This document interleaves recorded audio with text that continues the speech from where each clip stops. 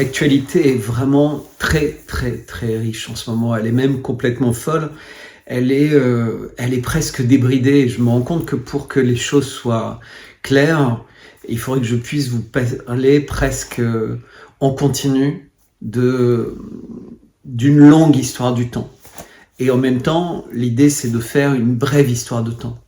Et donc, par quoi commencer? Par où focaliser les choses? Alors, je vais vous parler évidemment du Proche-Orient assez rapidement dans une première partie. Et dans une deuxième partie, je vais essayer de vous parler des grandes organisations internationales et également des grands contrats internationaux en essayant de présenter ça avec des exemples pour vous permettre de bien comprendre les enjeux du monde contemporain. Et donc déjà le premier enjeu du monde contemporain, et ça va être un enjeu qui va être essentiel dans chacune des parties, c'est l'argent, la monnaie.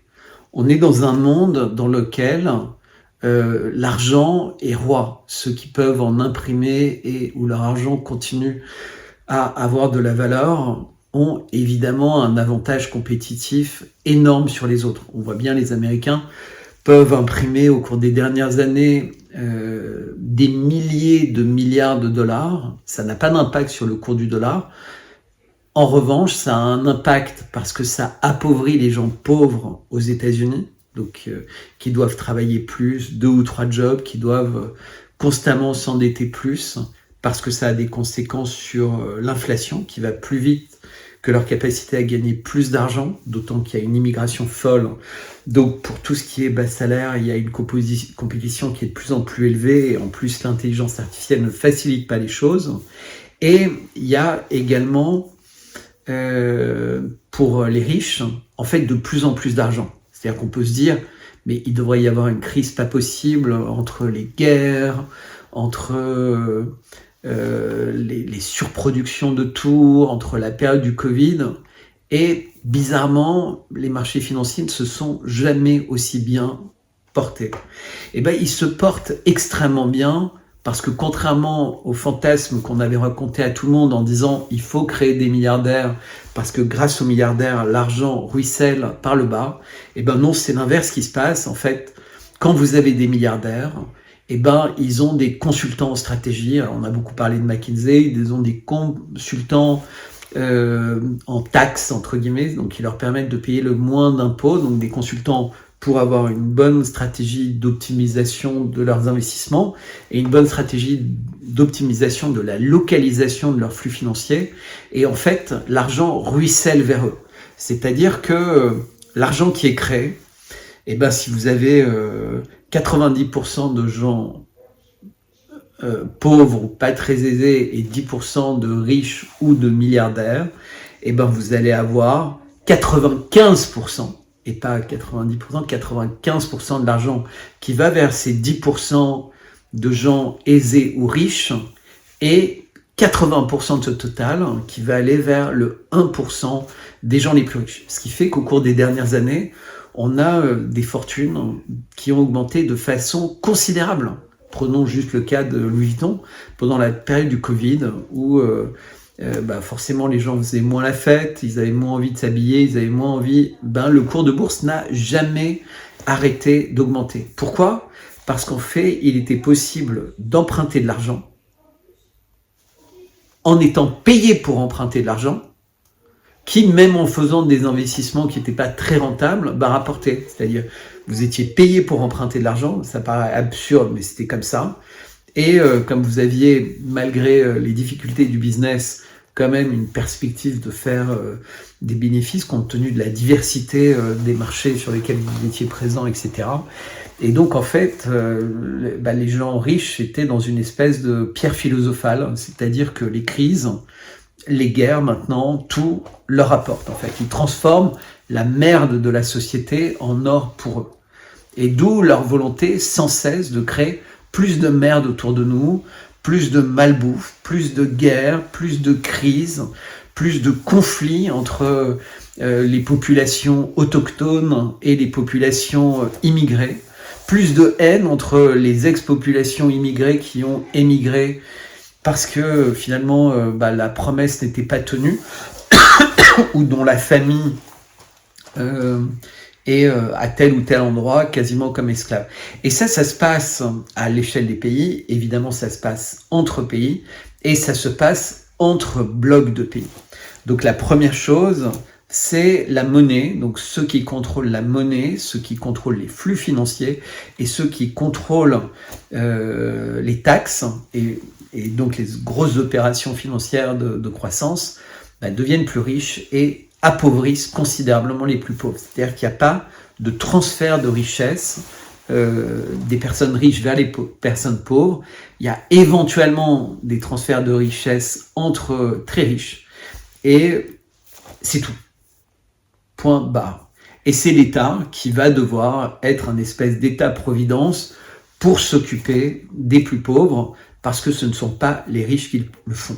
Alors de temps en temps, quand il y a un épisode comme l'incendie de Notre-Dame, ils annoncent qu'ils vont donner de l'argent, mais en réalité, ça fait plein de pubs, comme quand ils annoncent qu'ils vont produire des gels pour les mains ou qu'ils vont faire venir en urgence des masques, etc. De toute façon, il n'y a pas d'altruisme.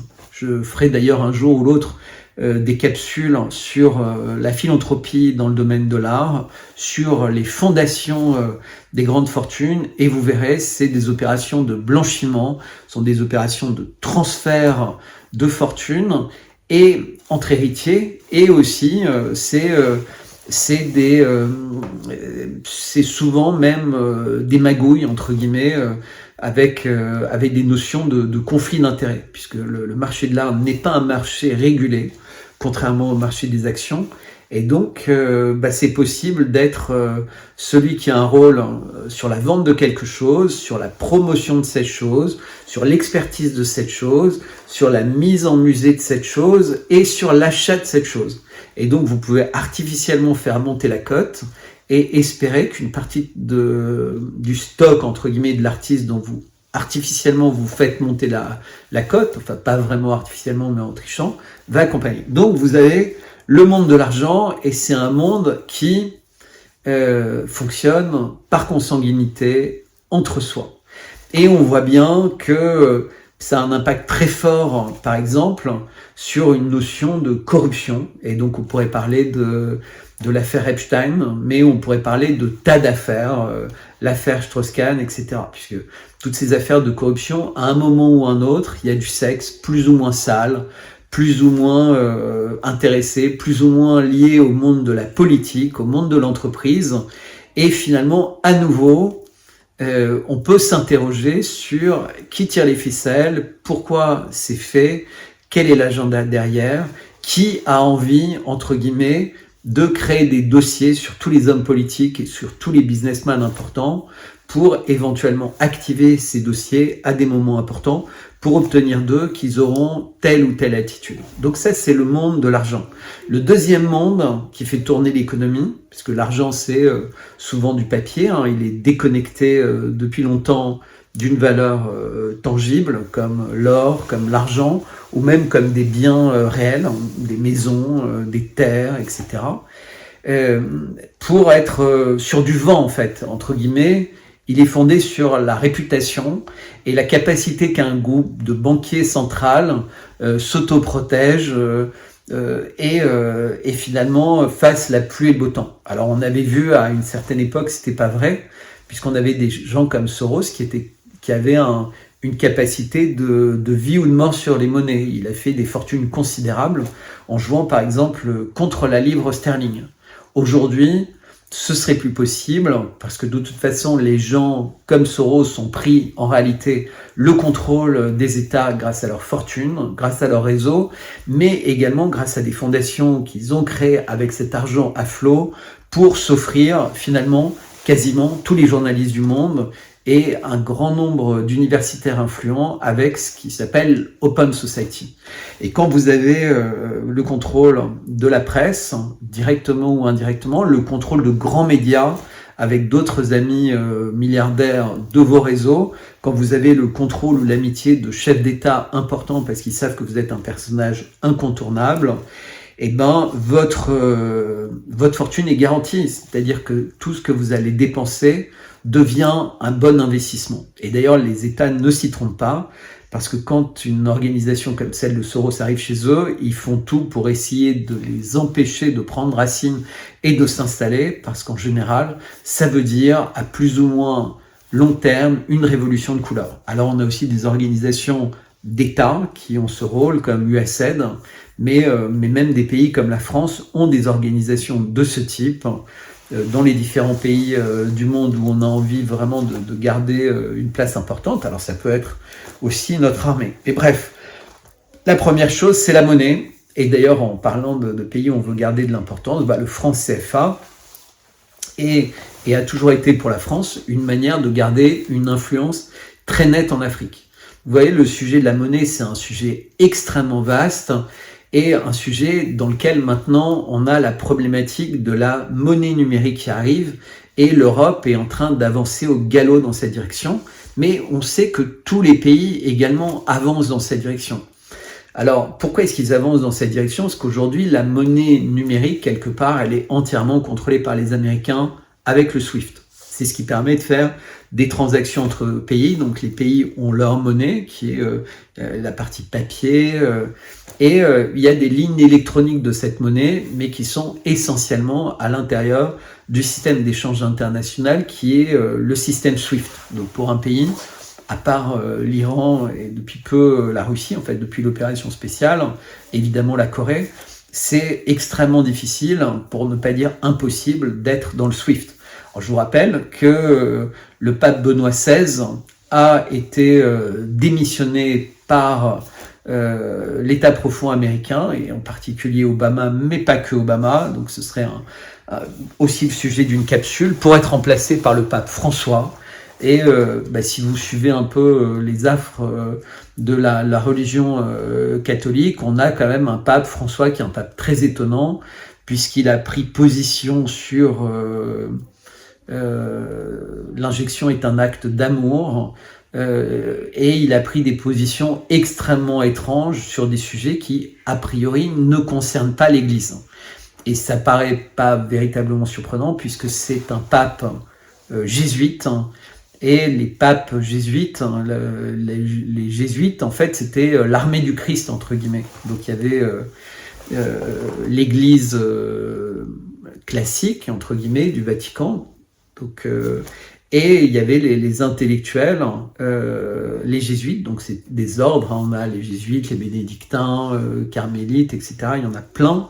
Mais les jésuites, c'est un peu les mathématiciens de l'Église, donc les matheux, les scientifiques, donc ceux qui vont sur un terrain qui n'est pas le terrain naturel de l'Église.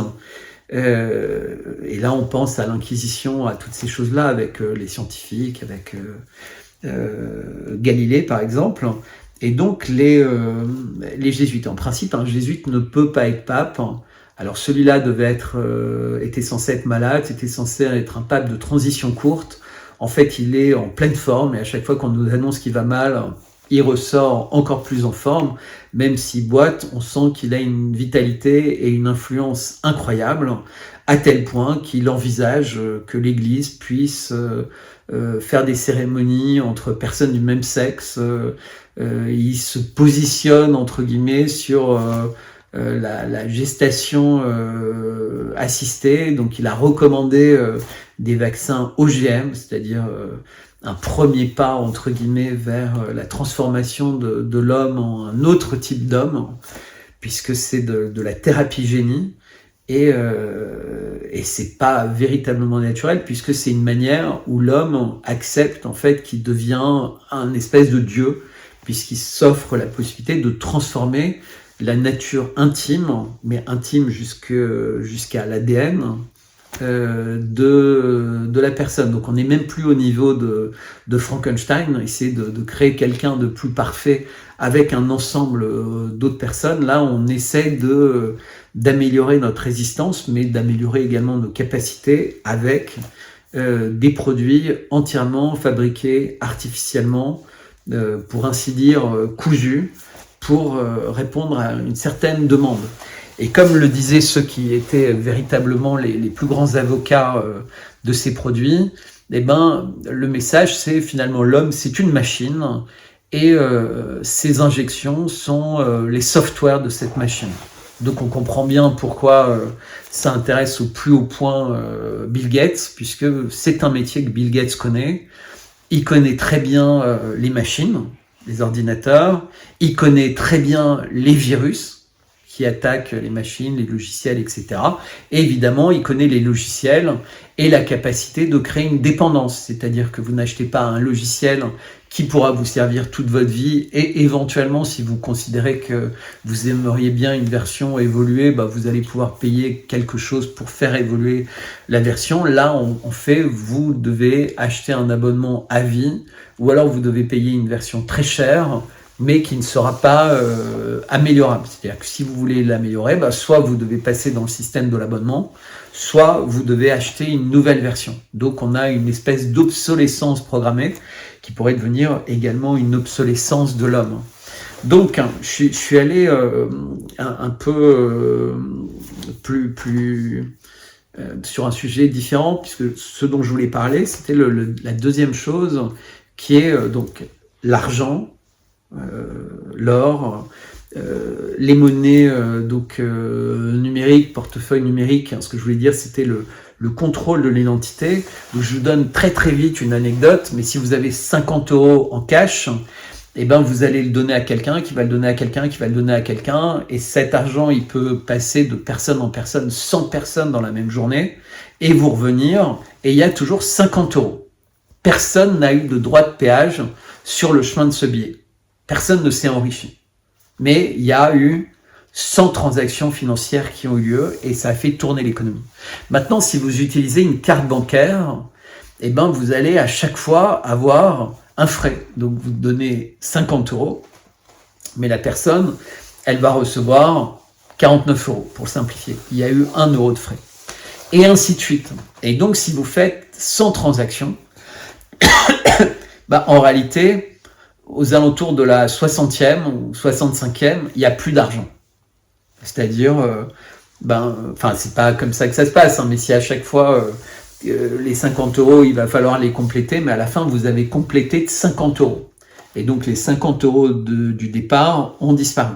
C'est-à-dire, vous avez 50 €, vous avez donné 49 €, donc la personne doit ajouter 1 €, et ça va se passer comme ça, sauf que les frais, c'est un peu plus que 1 €, c'est pour ça qu'on arrive à 60, c'est 2,5%, donc ce serait 1,25 € de frais pour 50 €.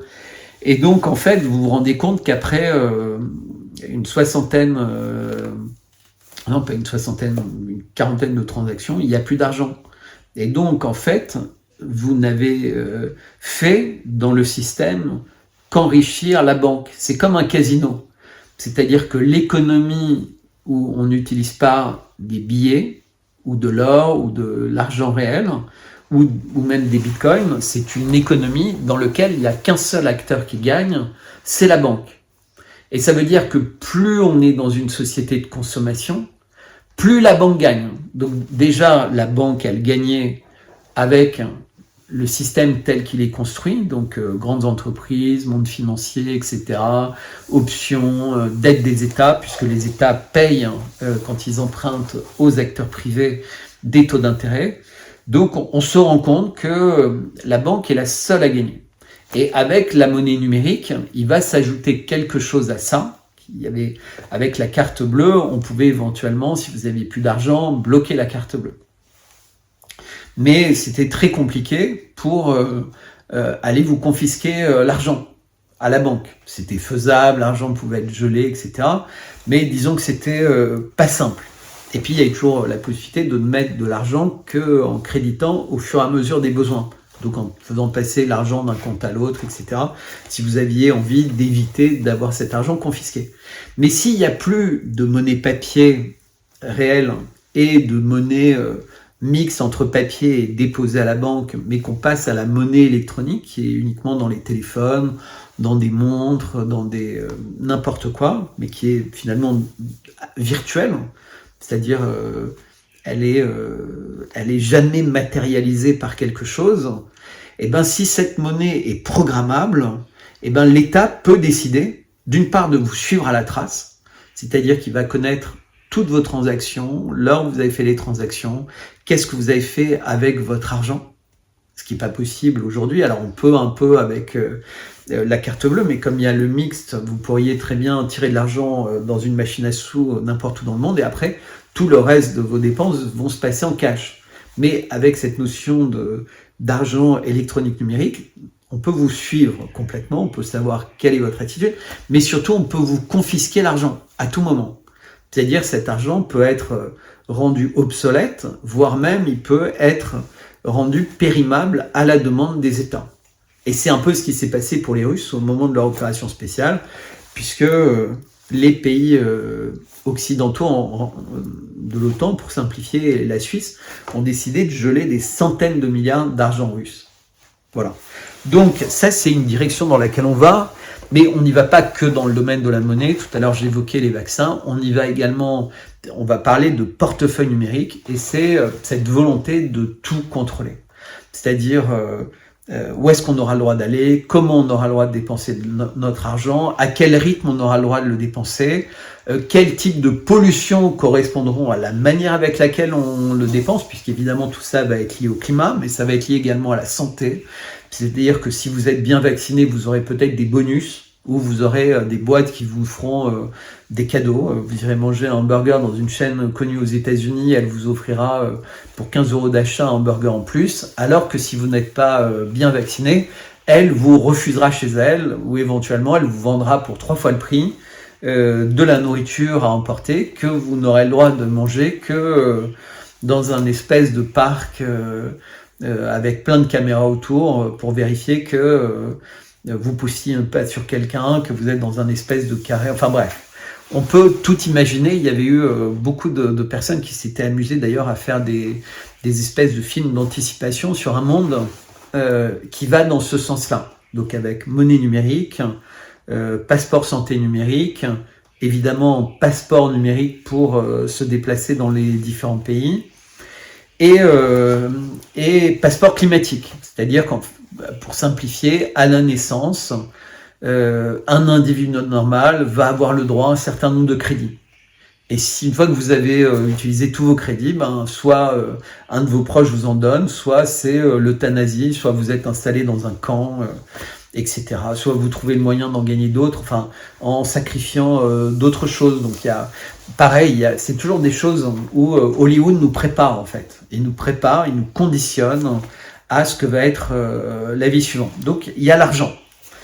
On voit aujourd'hui que la surpuissance américaine, elle est liée à l'argent, et évidemment l'intérêt des Américains et d'Israël dans ce qui se passe actuellement au Proche-Orient, c'est de reprendre complètement finalement le marché du pétrole et des énergies, puisqu'on a l'Arabie Saoudite, les Émirats Arabes Unis, l'Égypte qui se sont rapprochés des BRICS.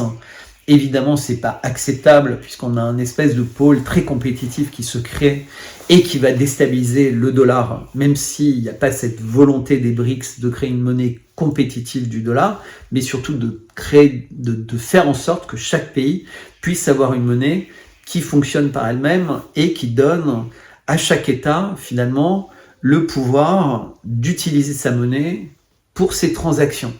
Et la monnaie, finalement, elle devient un corollaire de la puissance réelle du pays. Et donc on remarque qu'il y a des pays aujourd'hui qui ont des monnaies qui ne valent rien, alors que les pays sont assis sur des montagnes de ressources naturelles. Alors on pourrait parler de l'Afghanistan par exemple, qui est un pays extrêmement riche par ses ressources naturelles, mais on pourrait également parler de l'Iran. Comment expliquer que la monnaie iranienne ne vale rien, alors que l'Iran est un des pays les plus riches du monde? Donc il y a une espèce d'aberration. C'est là que vous comprenez qu'en fait les monnaies sont truquées. C'est l'acteur le plus puissant dans le cercle de la monnaie qui décide d'un droit de vie ou de mort sur la monnaie d'un pays. Et donc c'est vrai en plus quand cet acteur réussit à organiser une bande autour de lui.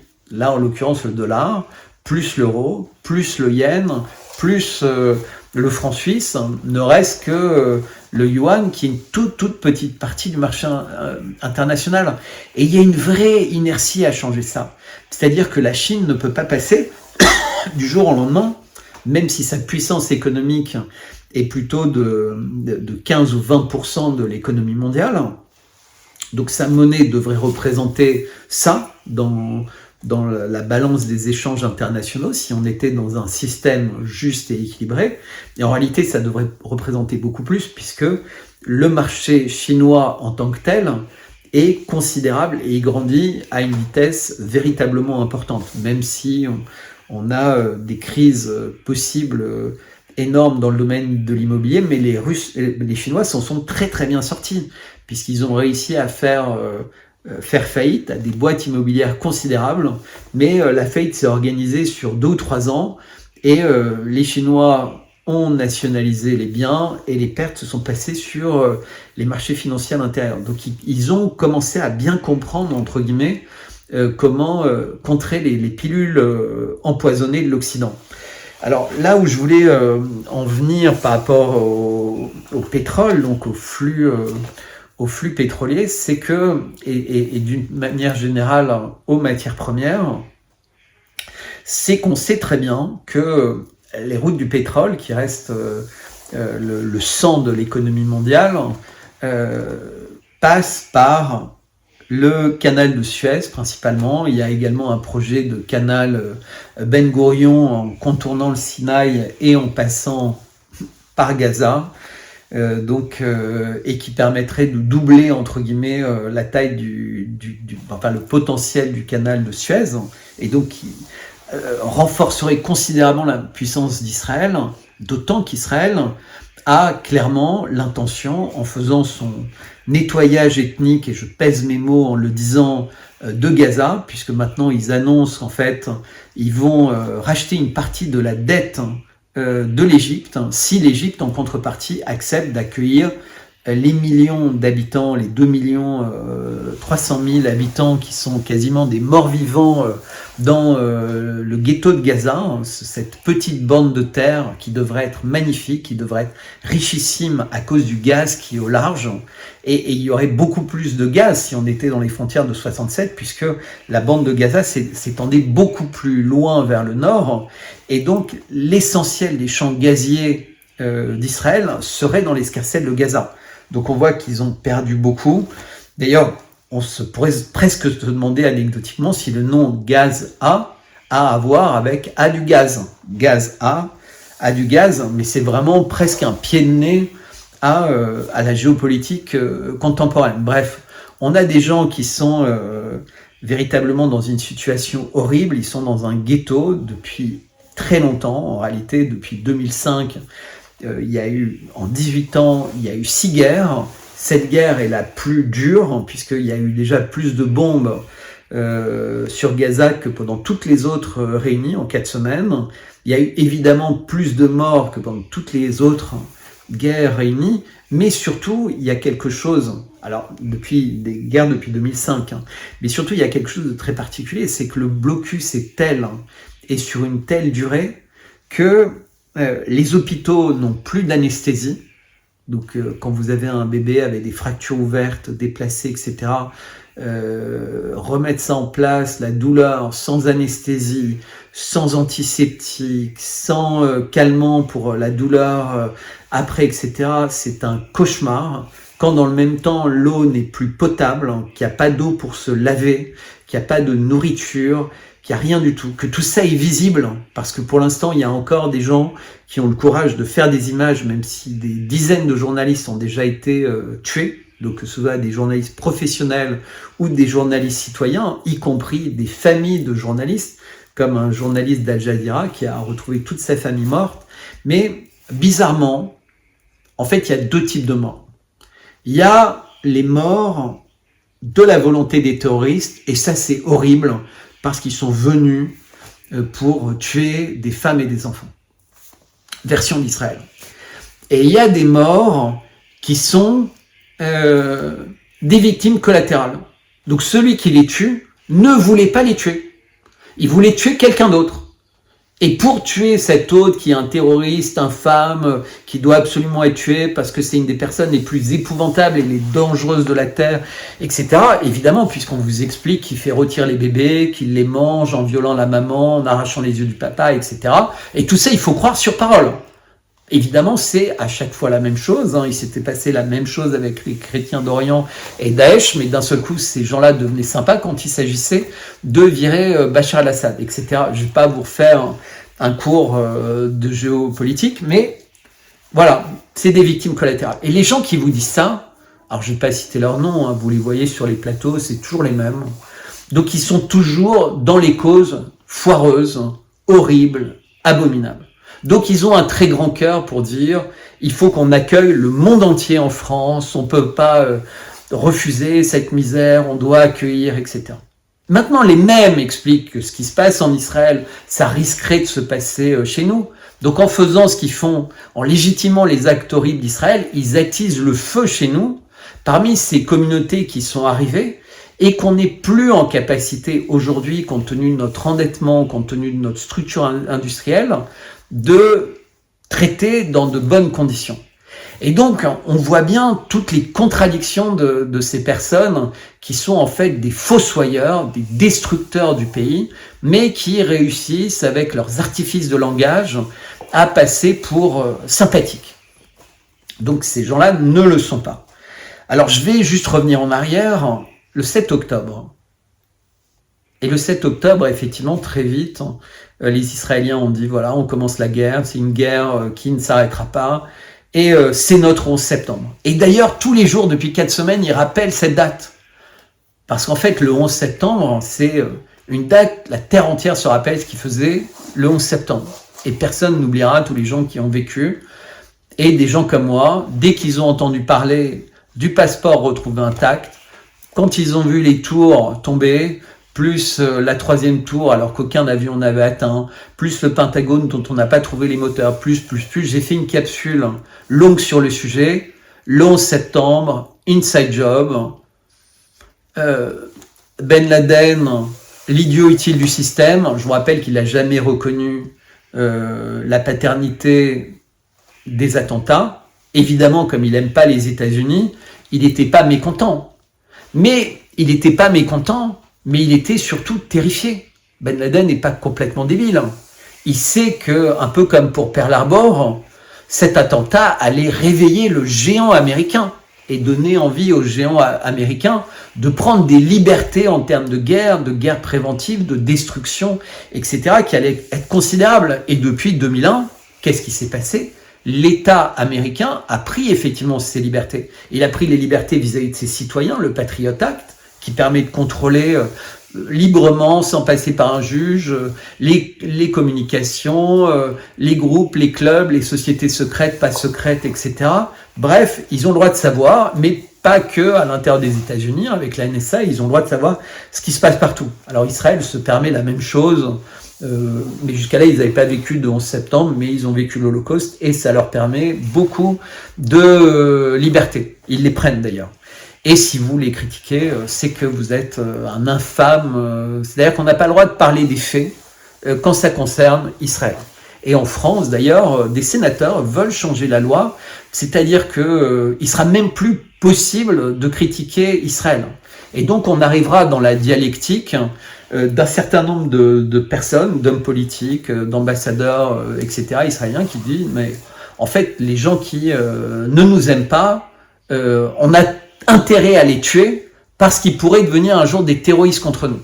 Donc, le fait de ne pas se sentir un amour infini pour Israël et la politique d'Israël vis-à-vis des Palestiniens et vis-à-vis du monde en général fait que presque vous mériteriez une fin assez rapide, expéditive, soit dans des geôles, soit différentes.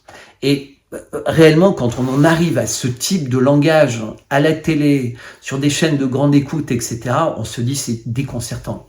Comme un des chefs de l'armée israélienne qui déclarait aujourd'hui, alors qu'il y a plus de 400 victimes, donc je crois 200 morts et des centaines de blessés, en fait beaucoup plus des disparus à Jabalia, donc dans Gaza, qui est un camp de réfugiés à l'intérieur de Gaza.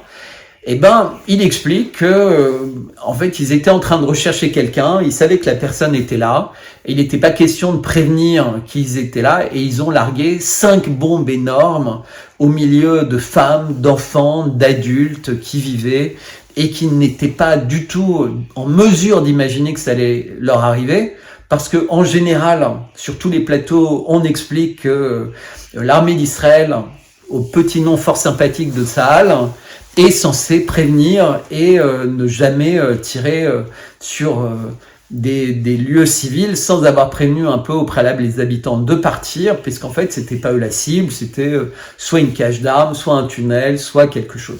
Là, bizarrement, il peut y avoir plein de morts et ça les dérange pas. Et c'était sur CNN, et le journaliste pose la question et dit mais vous vous rendez compte que ce que vous avez fait, parce que nous aux États-Unis on ferait ça, ce serait un scandale énorme.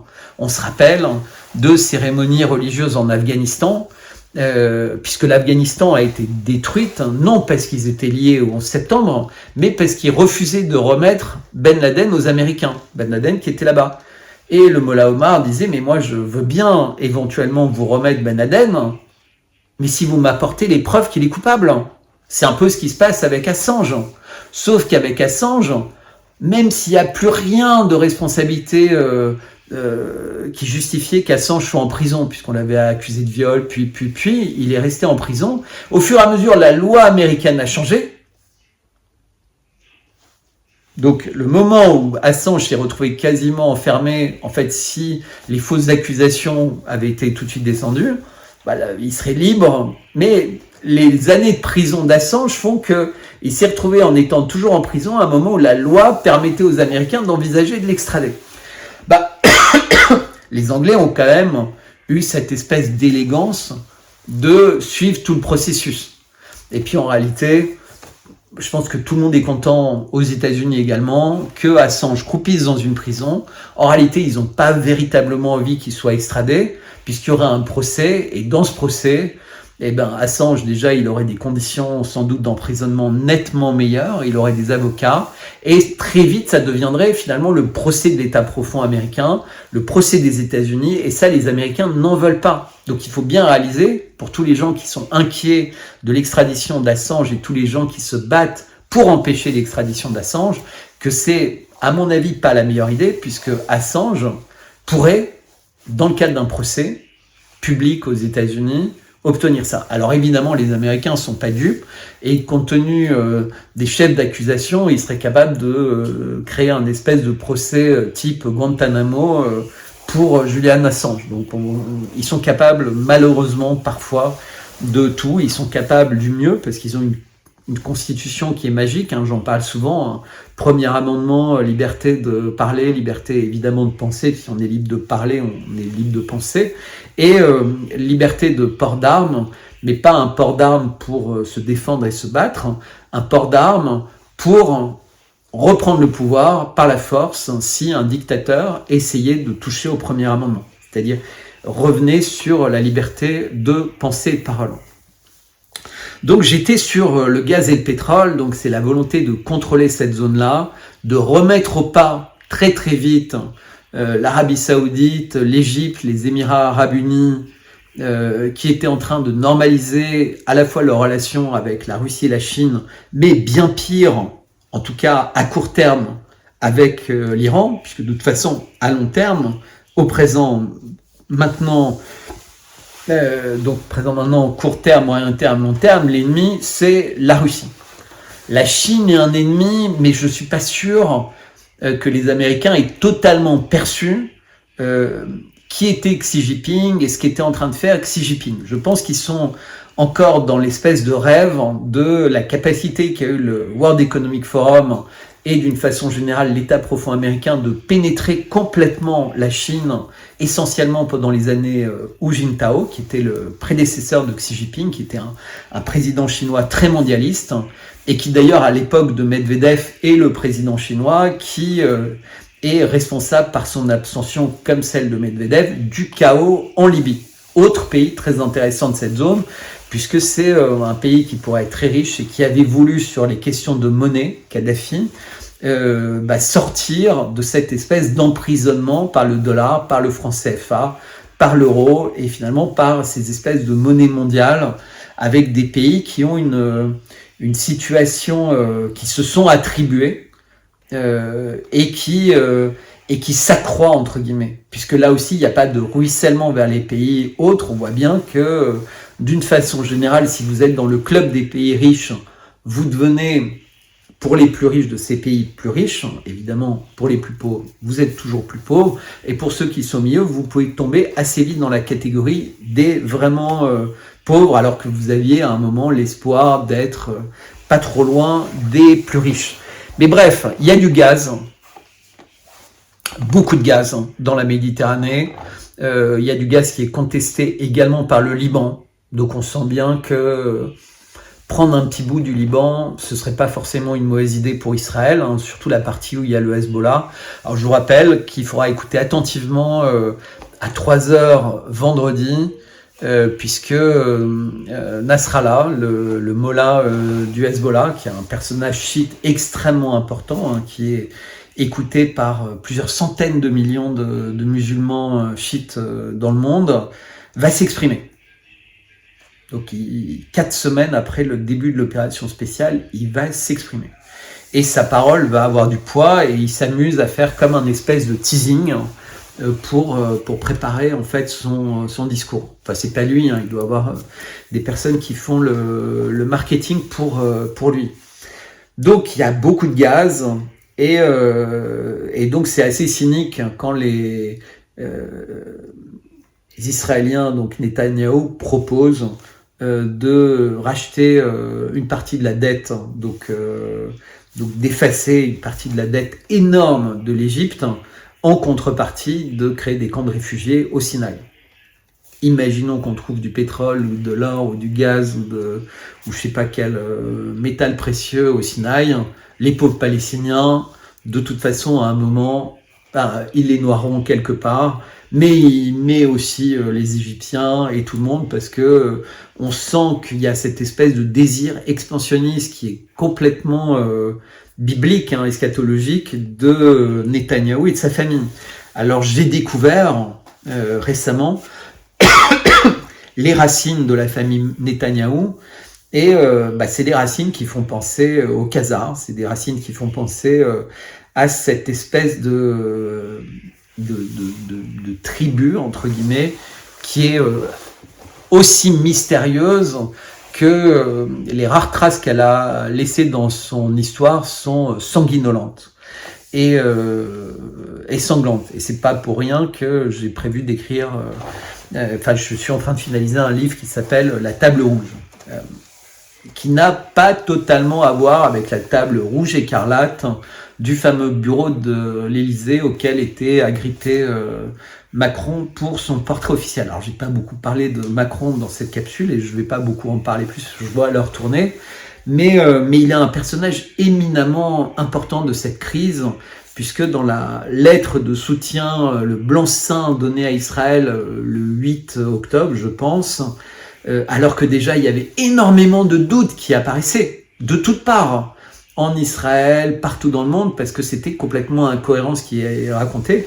Et depuis, on a Greenwald, le journaliste américain, le Haaretz, plein d'autres personnes qui ont fait des investigations, un peu comme Hersh avait fait pour Nord Stream 1 et Nord Stream 2, et qui arrivent à une conclusion assez nette, c'est que ça ressemble véritablement à ce que j'appelais tout à l'heure pour le 11 septembre un inside job. On sent bien que le 7 octobre est un inside job presque pire, puisque les Américains ont fait semblant, en tirant un peu par les cheveux, en allant pas hyper vite, mais en étant très déterminés, de faire la guerre en Afghanistan pour récupérer Ben Laden, et puis après, les armes de destruction massive, vous vous rappelez, le petit truc, et puis les couveuses, et puis les machins, pour aller faire la guerre en Irak. Donc ils avaient inventé aussi, comme à chaque fois, les bébés morts, les femmes, les histoires, le café, tout ça c'était vrai d'ailleurs. Il y a véritablement le 11 septembre, les tours elles sont tombées, il y avait des gens dedans,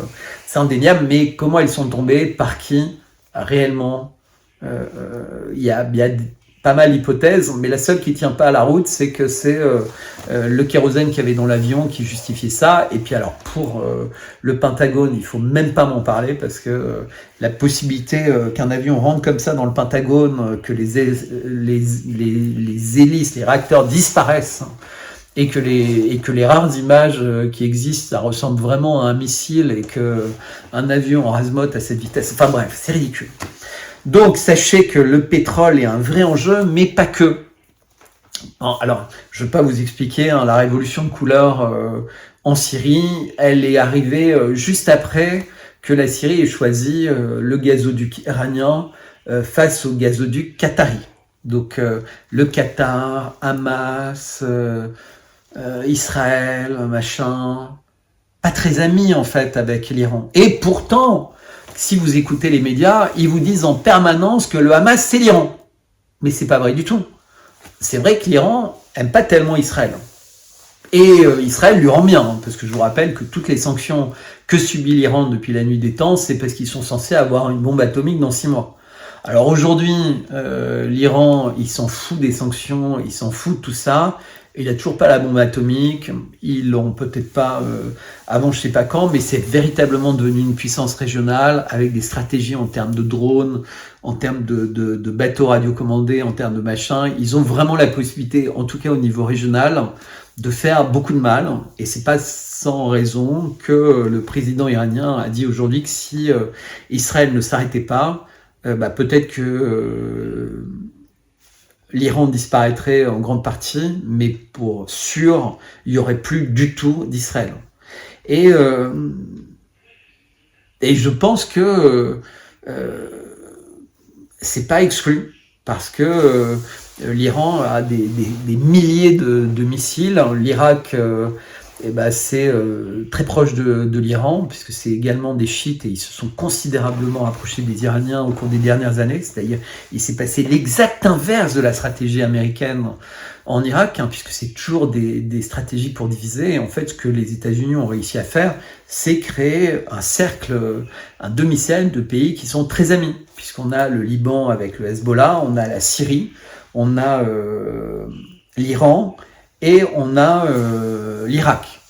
Et maintenant, on commençait à voir l'Arabie Saoudite qui discute, les Émirats Arabes Unis, l'Égypte, évidemment on a l'Algérie, beaucoup de pays africains. On voit l'influence aussi de Wagner qui a vraisemblablement aidé un certain nombre de nouveaux chefs d'État à consolider leur place et à éloigner les terroristes qui s'étaient mis à repousser comme des fous dès qu'ils devenaient pas sages, entre guillemets. Les gouvernements vis-à-vis des grandes entreprises, des grands groupes industriels ou de la France qui considèrent pas mal de pays comme son précaré. Et donc, beaucoup de choses sur les énergies. Mais pas que. Dans le même temps, et il ne faut pas oublier ce qui se passe en Ukraine, où aussi il y a tous les problèmes de gazoducs, de transport d'énergie, de sanctions vis-à-vis de la Russie pour que les États-Unis puissent vendre leur gaz de pétrole liquéfié, tout en continuant à acheter du pétrole aux Russes, parce qu'ils ont besoin de pétrole de bonne qualité, et tout en supprimant les sanctions avec le Venezuela. Alors il y a eu plein de deals, parce qu'en fait, du jour au lendemain, les Américains, le Venezuela redevenait un pays sympathique. Donc c'est vraiment en fonction. Donc ils font leur marché, ils ont des petits ennemis de circonstance, parce qu'ils ont toujours besoin d'avoir des ennemis, et puis ils ont quand même des gros ennemis stratégiques. Mais qui, bizarrement, sont tous devenus presque plus ennemis du président français, qui est un président hyper zélé pour avoir des ennemis. Donc il ne cesse de critiquer la Russie, l'Iran. Pour l'instant, la diplomatie française, les crimes de guerre possibles, les exactions, les machins, non. Non seulement on n'en parle pas, mais ceux qui en parlent risquent légalement d'avoir des mauvaises surprises en France. C'est quand même dingue. C'est-à-dire qu'on observe des milliers de morts, des enfants déchiquetés, un blocus, plus d'eau, plus à manger, etc. Moi, j'ai fait du droit international quand j'étais à Sciences Po. Je suis un humain. Évidemment, je suis choqué. On a beau me dire que ces gens-là vivaient dans un ghetto avec des terroristes. Et tout à l'heure, j'ai expliqué que on a quand même un vrai doute sur le rôle qu'a joué Netanyahou, le rôle qu'ont joué les Américains, pourquoi ils avaient autant de bateaux de guerre juste là au bon moment, comment aussi vite ils ont décidé qu'en fait c'était vraiment le Hamas, et que le fait que 1500 personnes aient pu sortir aussi facilement de Gaza, pénétrer aussi loin dans le territoire d'Israël, avec des deltaplanes, semble-t-il avec des bateaux, avec... Mais les mecs, ils étaient habillés en Jeep, avec des kalachnikovs et des machins, dans le kibbutz, ils ont censé, et dans la rave party, ils ont censé avoir incendié des voitures, etc. Et puis quelques jours après, on a les rescapés de la rave party qui disent c'était horrible, en fait c'était les armées de Tsahal qui tuaient de façon indiscriminée tout le monde, parce que les terroristes leur tiraient dessus, mais ils n'avaient pas du tout envie de nous tuer nous, mais ils avaient envie de se défendre, et l'armée israélienne elle tirait tout azimut, parce qu'elle voulait tuer les terroristes du Hamas, et s'il y avait des morts dans les civils, au moins c'était pas des otages, et ça c'est la stratégie Hannibal, c'est qu'il vaut mieux tuer qu'avoir des otages, puisque une fois que c'est en otage, le coût, entre guillemets, peut être bien plus considérable. Donc, comme quoi, les vies humaines. Et pareil dans le kibbutz. Donc, bizarrement, des otages qui ont été libérés, ils disent, mais ils étaient super sympas, on n'avait aucun problème, ils n'arrêtaient pas de nous dire, mais vous savez, on est musulmans, est-ce qu'on a le droit de prendre une banane, est-ce qu'on a le droit de ci, etc. Ça, et que tous les corps carbonisés, tout ça, c'est quand l'armée est venue, et qu'elle s'est mise à tirer tout azimut avec des tanks, avec des hélicoptères Apache, également des hélicoptères Apache, mais qui sont arrivés des heures après.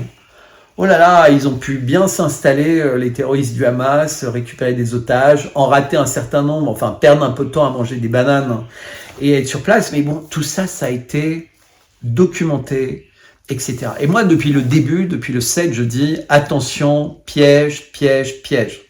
Il y a eu un piège dans lequel est tombé le Hamas, ce qui a fait d'eux des terroristes.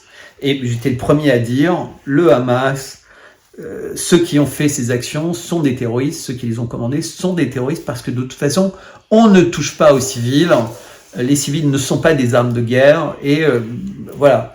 Mais en même temps, c'est très difficile, quand on n'a pas d'armes, quand on n'a pas d'armée, quand on est dans un ghetto et quand on est écrasé, faut trouver des solutions, hein.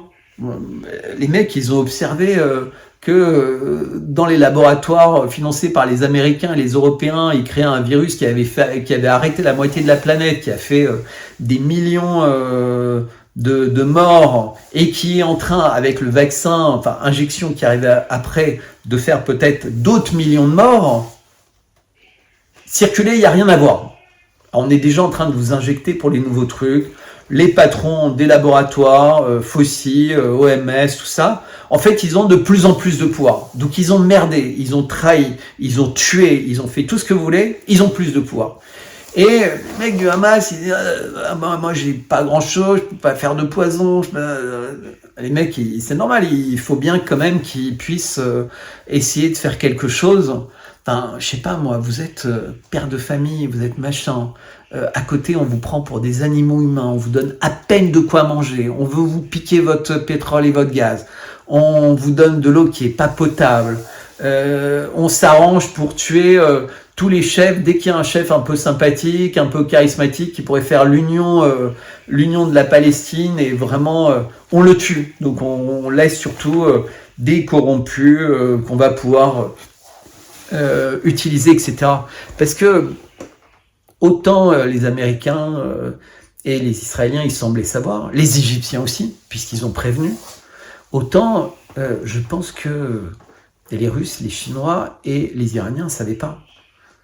Peut-être ils ont vaguement entendu parler, mais ils ne pouvaient pas imaginer un truc comme ça qui passerait inaperçu pour les Israéliens, en disant, de toute façon, s'il y a quoi que ce soit, les Israéliens, si nous, on a entendu ça, les Israéliens, ils ont entendu 10 fois plus, donc ils vont arrêter.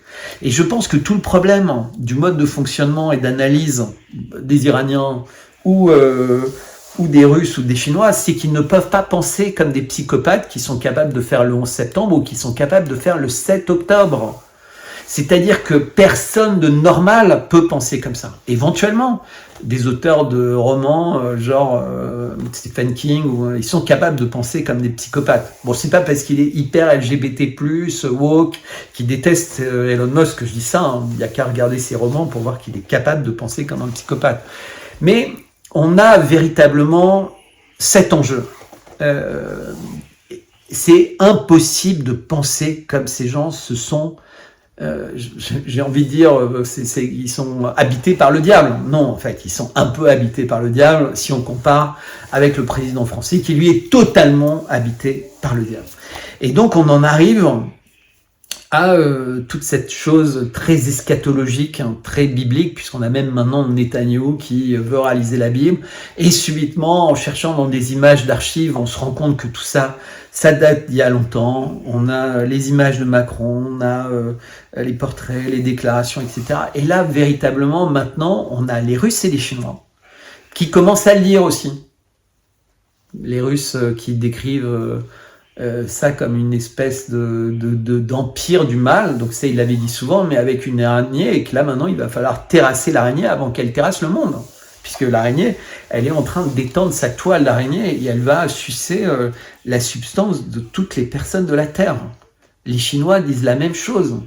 Ils disent c'est le feu du mal et c'est du feu du mal qui est alimenté en bande organisée.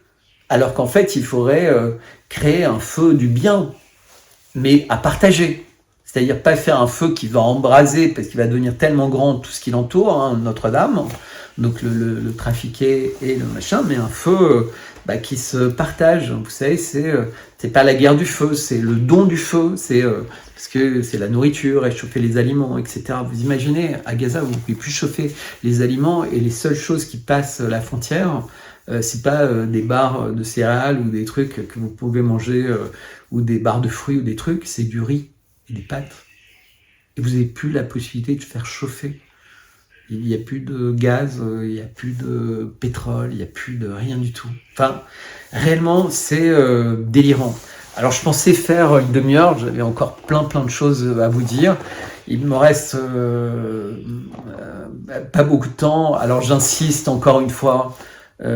S'il vous plaît, abonnez-vous à la lettre d'information Substack, puisqu'en fait l'idée c'est que 2 fois par semaine, il va y avoir ce genre de capsule, il va y avoir ce genre d'article. On veut vraiment vous donner les moyens, je veux vraiment vous donner les moyens de regarder l'actualité différemment, de la décrypter, de l'analyser. Alors évidemment, là, c'est tellement large qu'en réalité, j'avais envie de vous parler pendant 3 heures, j'avais envie de vous parler des fausses négociations de paix, des contrats très désavantageux entre l'État et les grandes entreprises en général, parce que l'État ne sait pas se défendre et qu'il y a des conflits d'intérêts avec les cabinets de conseil, les cabinets d'avocats, etc. Tout ça, je vais vous le raconter. Les processus de paix, hein, on a vu ce qui s'était passé en Ukraine avec des personnes qui participaient, qui ont été tuées, avec Boutcha, avec toutes ces choses qui sont faites en fait pour détruire les processus de paix et pour donner l'impression que celui qui est victime en fait est le coupable, parce que c'est toujours la même chose. Et donc abonnez-vous. Si vous avez les moyens, si vous avez l'envie, si ça vous plaît, s'il vous plaît, prenez un abonnement payant. C'est pas humiliant quand vous pouvez de payer des gens qui vont consacrer leur vie avec un groupe de personnes à vous proposer des informations fiables, de qualité, libres, indépendantes et humaines. Alors j'insiste bien là-dessus parce que nous, on veut pas avoir une information un peu élitiste où il faut payer et que l'élite, en fait, elle vient de l'argent. Nous, l'élitisme, il vient du fait que vous avez envie de regarder des capsules qui sont longues, vous avez envie de regarder des articles qui sont pas forcément simples à lire, vous avez envie de me suivre par exemple sur Twitter ou maintenant de plus en plus sur Telegram et dans la lettre. Et c'est là la difficulté, c'est consacrer du temps pour se nourrir, entre guillemets, et avec cette nourriture, la prodiguer. Mais je vous cache pas que si vous avez les moyens, s'il vous plaît, aidez-nous. Vraiment, si vous avez la possibilité de le faire, aidez-nous. Substack, c'est un système avec un abonnement, mais vous pouvez l'arrêter tout de suite pour être sûr que votre carte ne sera pas débitée l'année prochaine ou le mois suivant. Si vous avez envie de donner une petite somme, vous pouvez donner, vous dites tiens, je donne 5 euros, ou je donne 55 euros, je donne... et après arrêter, et comme c'est gratuit, de toute façon, vous avez exactement la même chose que vous ayez payé ou pas payé. Il y a beaucoup de gens qui n'ont pas les moyens de se payer ça, et je le sais très bien, parce que le 15 du mois, il n'y a plus d'argent, et le reste du mois, il faut quand même se nourrir avant, il faut aller au travail, il faut nettoyer ses vêtements, il faut chauffer sa maison, etc. Et évidemment, c'est pas prioritaire, et je suis donc ravi de vous donner l'information gratuitement. Mais si vous n'êtes pas dans ce cas-là, je suis ravi de recevoir votre argent. Mais vraiment ravi, et je ne suis pas le seul à être ravi, de recevoir votre argent. Donc pensez-y. De toute façon, on va mettre en place d'autres moyens de gagner notre vie honnêtement. Donc on va vendre des produits, on vendra éventuellement des prestations de services. Parfois, on fera des projets avec des GoFundMe quand on aura besoin de financer. Par exemple, si on décide de prendre des bureaux avec une salle de tournage, avec du matériel un peu plus professionnel, etc. Je sais pas du tout comment les choses vont évoluer.